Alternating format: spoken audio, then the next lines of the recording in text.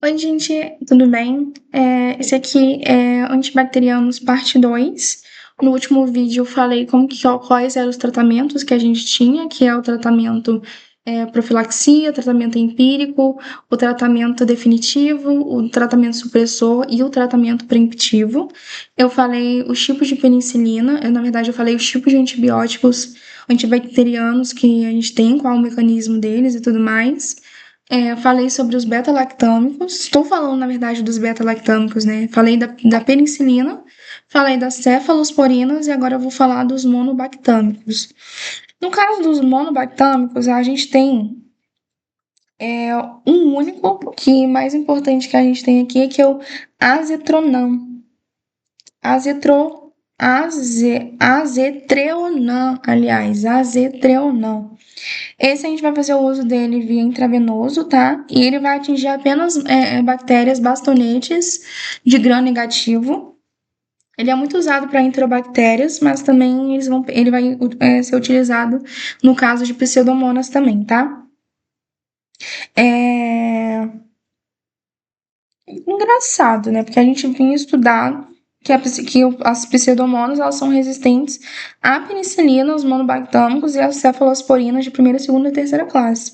Eu não sei por que aqui está escrito pseudomonas. A gente, às vezes, é o tipo da pseudomonas, né?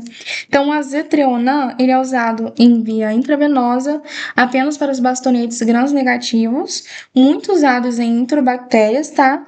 E aqui tem uma coisa que fala assim, ó, em pacientes com história de anafilaxia à penicilina, o azetrionan pode ser usado para o tratamento de infecções como pneumonia, meningite e sepse causada por patógenos gram-negativos sensíveis, tá?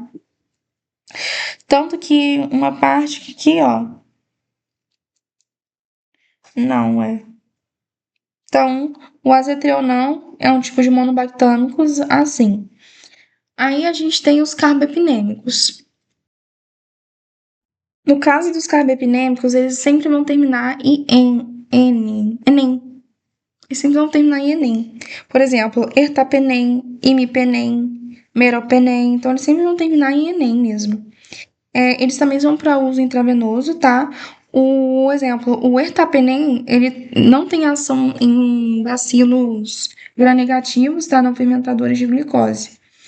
E uma observação, tá? Os carbapinêmicos, eles não vão atingir as KPCs. A KPC, ela é um tipo de bactéria que ela é resistente tanto aos beta-lactamases, que ela vai produzir, tipo assim, ela é resistente, ela na verdade ela vai produzir os carbapinemases, né? Que assim, é um tipo de beta-lactamase, então ela vai destruir, ela não, os beta-lactâmicos e os carbapinêmicos, eles não vão atuar na KPC não, tá? Aí vai ter que utilizar outros fármacos. Os carbapinêmicos e os monobactâmicos a gente se utiliza para enterobactérias, né, que são bactérias do intestino em si. Até esse momento, eu havia falado dos beta-lactâmicos em si, que são fármacos que vão atuar justamente inibindo a síntese da parede celular da bactéria. Agora, nesse momento, eu vou falar dos macrolíticos. Os macrolíticos, eles vão inibir a síntese ribossômica, né? Quer ver, ó? Eles inibem a síntese proteica, aliás, né? Que eles vão atuar no 300 não, no 30S e no 50S, tá? Que eu até falo que é a inibição da síntese proteica 70S. 30 mais 5, 3 mais 5, 7. Então, 30 mais 50, 70, então, sabe? Por isso que eu falo 70S. Então, quais são eles? Primeiro que a gente tem são os macrolíticos. Os macrolíticos, a gente vai ter a azitromicina e a claritromicina. Quando eu havia citado que se pacientes possuírem alergia à penicilina, tem que fazer remover o uso dela e tratar com heparina, correto? Se tiver uma anafilaxia de beta-lactâmicos, de penicilina e tudo mais, você vai ter que remover o uso. Não pode utilizar beta-lactâmicos, você vai ter que utilizar a azitromicina, que ela é um tipo agora de macrolíticos. Ela vai inibir a síntese nucleica, né? Ela vai. A síntese proteica, aliás. Ela vai agir no ribossomos. Então, ó, a azitromicina, ela é um macrolítico e ela é a primeira escolha quando o paciente tem uma reação alérgica grave a um beta-lactâmico, uma anafilaxia. A claritromicina, ela também é estável no meio ácido, tá? E ela também pode ser usada para bactérias no estômago, por exemplo, H. pylori. A amoxicilina, falei certo? Amoxicilina, isso. Ela também é utilizada para tratar H. pylori e a claritromicina também pode ser utilizada para tratar a H. pylori, né? E o mecanismo de ação, eles inibem a síntese proteica, eles são bacteriostáticos. Lembrando, bacteriostáticos são aqueles que vão impedir que haja multiplicação da bactéria, vai impedir que ela se prolifere e vai deixá-la dormente, então. Macrolíticos, eles vão atuar no 50S, que nem eu havia citado. E a gente tem um outro que a gente tem os cloranfenicol, que eles também vão atuar na síntese proteica, tá? Eles também agem no ribossomo 50S. Ele é pouco usado em comparação aos macrolíticos, porque eles tem bastante efeitos adversos, né? Causam ototoxicidade, né? Que é uma infecção, problemas no ouvido. E causa também aplasia da medula. Além disso, causa síndrome do bebê cinzento. O que acontece? Quando essa síndrome do bebê cinzento acontece em recém-nascidos. Os recém-nascidos, não recém-nascidos, também recém-nascidos e prematuros, eles não têm o fígado ainda, vamos dizer assim, bastante desenvolvidos para metabolizar esses fármacos. Então, se você faz o uso de cloranfenicol em bebês recém-nascidos ou prematuros, esse fármaco ele não vai ser metabolizado por causa do fígado não estar totalmente desenvolvido assim, vai ter o acúmulo dessas substâncias e o bebê vai começar a ficar cinzento. Qual que é o grande problema disso? Pode evoluir para choque, e se evoluir para choque, infelizmente vai ter a morte, né? Então a gente tem que ficar muito atento a esse caso. Outros fármacos que vão atuar inibindo a síntese proteica, que vão atuar lá no ribossomos, é a clindamicina e a lincomicina. A clindamicina, ela. Uai, isso. É a clindamicina e a lincomicina. E a tetraciclina. Tetraciclinas. Tetraciclinas. Essa é tetraciclinas.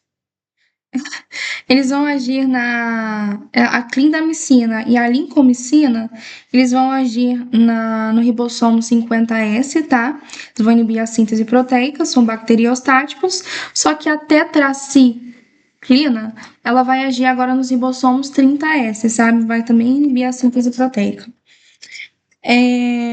Como a tetraciclina, isso aqui é interessante e é interessante e é muito importante porque a minha professora falou que ela tem um conhecido assim, então evitar, né, gente?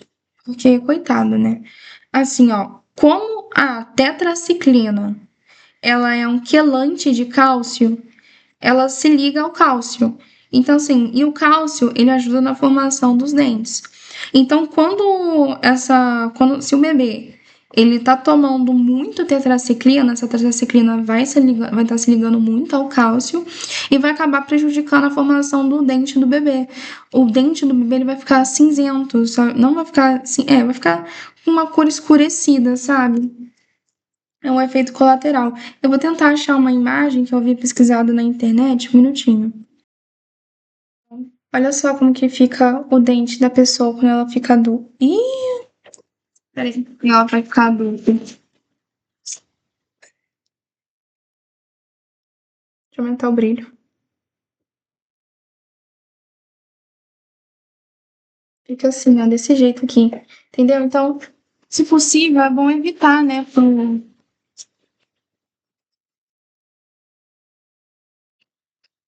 bebê, pro futuro da criança, até mesmo no quesito da estética, a pessoa não ficar assim, sabe?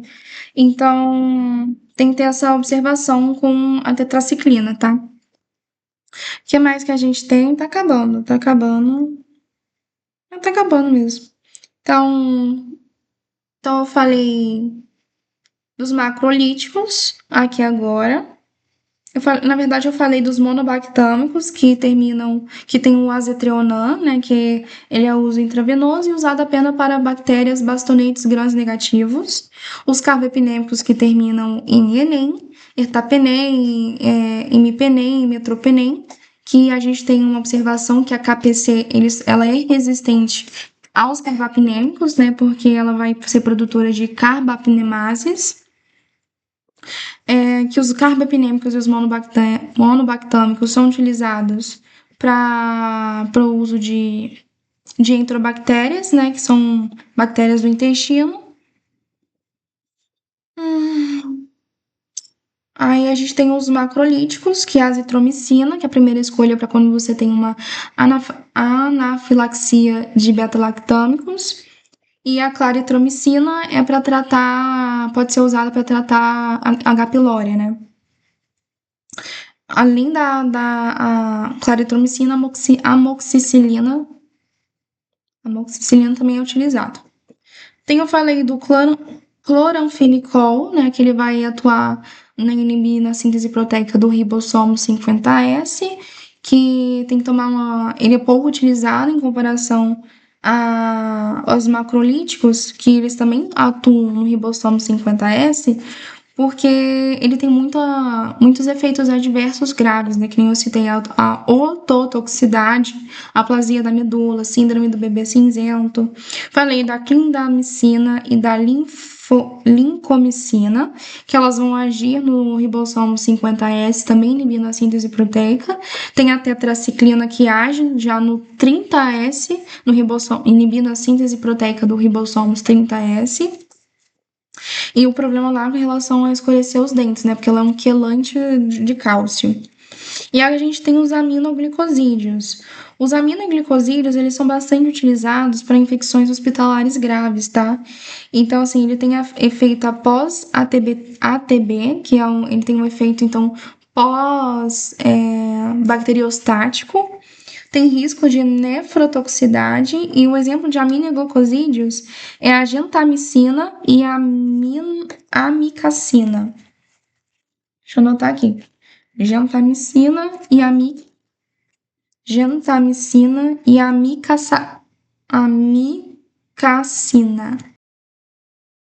Aí a gente tem as quinolonas, falta a metronidazol, sulfonamidas e acabou, tá? Então, as quinolonas é usada principalmente para tratar a infecção de trato genitário, tá? Vai inibir a síntese de ácido nucleico, ou seja, vai inibir a DNA. Aí tem a classe, né? Elas vão terminar em acino. Por exemplo, norfloxacino, ciprofloxacino, levloxacino, sabe? Então elas vão atuar em acino. E assim, as antigas, elas vão atingir mais as grãs negativas e as novas atingem mais as grãs positivas. Então, por exemplo, a norfloxacino, elas atingem mais as grãs negativas. A ciprofloxacino atinge as duas. E a levofloxacino, ela vai agir tanto contra a negativa quanto a negativa de forma muito bem, sabe?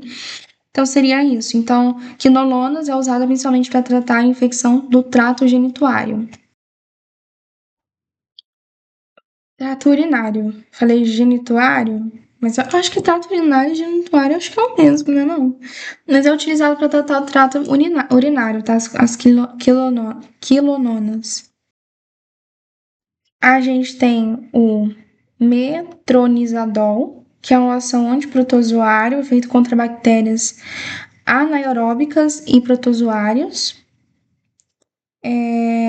A gente tem as sulfonamidas, que vai ter uma ação a síntese de ácido fólico. E seria isso, gente. Na teoria acabou, né? Ó, eu tinha feito um resumo das partes mais importantes que eu achei, então vou falar aqui, tá? Olha só, a gente então tem tempo, o efeito pós-antibiótico, que a gente tem o dose dependentes e os tempo dependentes, lembrando que esse efeito pós-antibiótico é aquele que, assim, quanto a bactéria vai ficar inibida após a concentração do MIC abaixar, que é a concentração inibitória mínima. Então, a gente tem os fármacos dose dependentes, é que quanto maior for a dose, mais tempo vai ser a concentração do MIC sérico. Então, mais tempo a bactéria vai ficar inativa. Então, permite você aplicar as doses, assim, vai ter um intervalo maior do fármaco em si. Agora, tempo dependentes é que a concentração dos níveis séricos precisam sempre estar acima do MIC, então você vai ter que ficar utilizando constantemente, aplicando o fármaco, né? Doses dependentes tem as quilononas, que eu havia citado agora há pouco, que são aquelas que vão inibir a síntese do DNA. Que eu falei o nome de uma delas? Falei. Não, que as quilononas são usadas para tratar infecções urinárias, né? E o tempo dependentes, a gente tem os beta-lactâmicos, que são aqueles que vão atuar na síntese da parede proteica, né?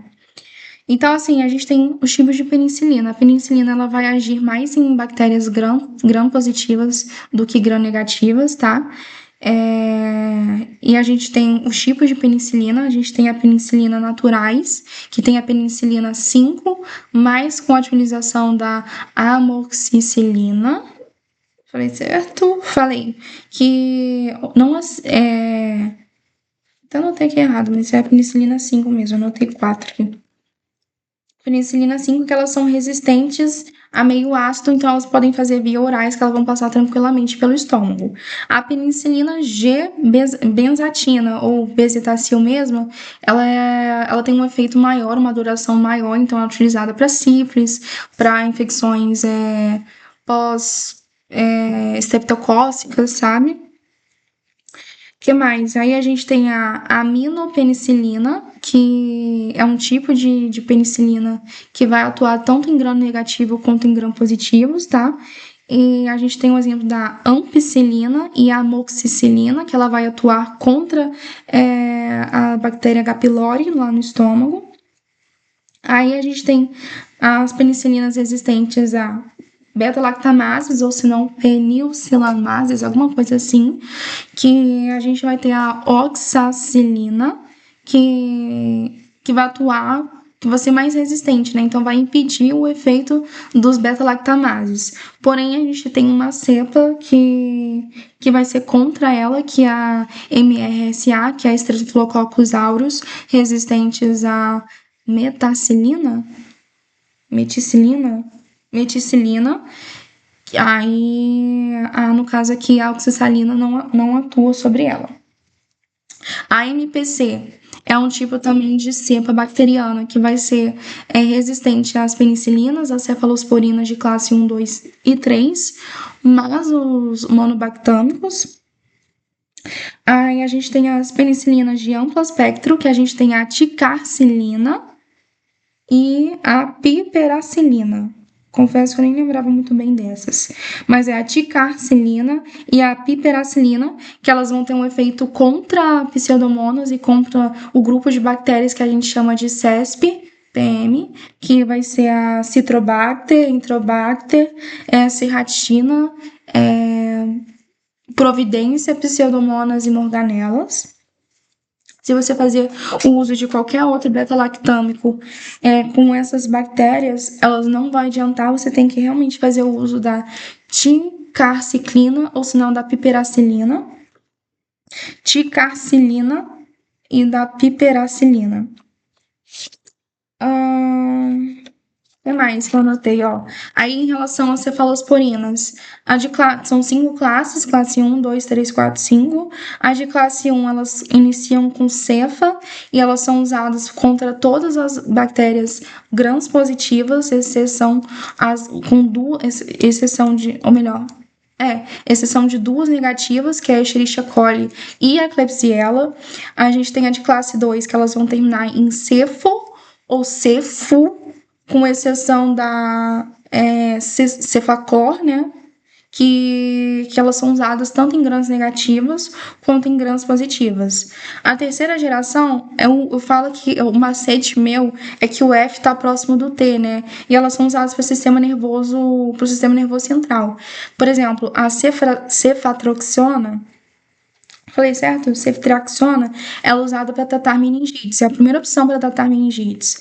Aí, a quarta opção, só tem um, graças a Deus, que é o Cefepime, que ele é um medicamento que vai ser utilizado para tratar pseudomonas, né?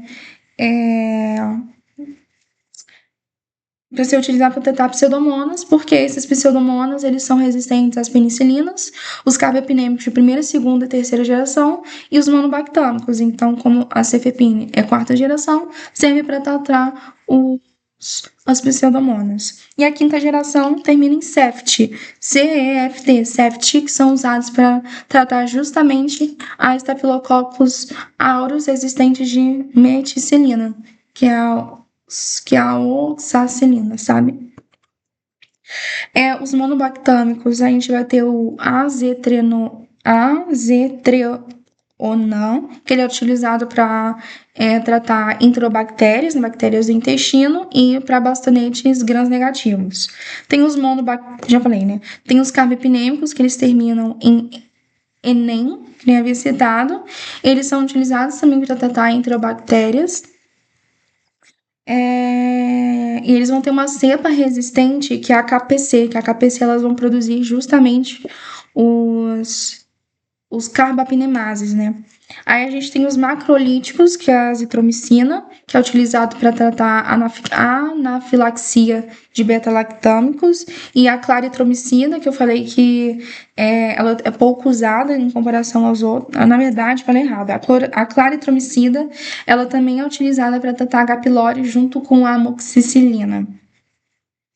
A cloranfenicol, que você vai ter, que ela não é tão utilizada em comparação às outras, porque, esqueci de falar, mas os macrolíticos, eles vão atuar inibindo a síntese proteica do ribossomo 50S. A cloranfenicol também, só que a cloranfenicol não é tão usada justamente porque tem uma maior efeito adverso, ototoxicidade, aquele negócio lá da medula, que eu esqueci o nome, aplasia da medula, eu acho, a síndrome do bebê cinzento. Tem os aminoglicosídeos, que tem a gentamicina e a amicacina. Tem as quinolonas, que são usadas para tratar infecções urinárias e inibem a síntese de DNA, e as sulfonamidas, que inibem o ácido fólico. E é isso, espero ter ajudado. Um grande beijinho.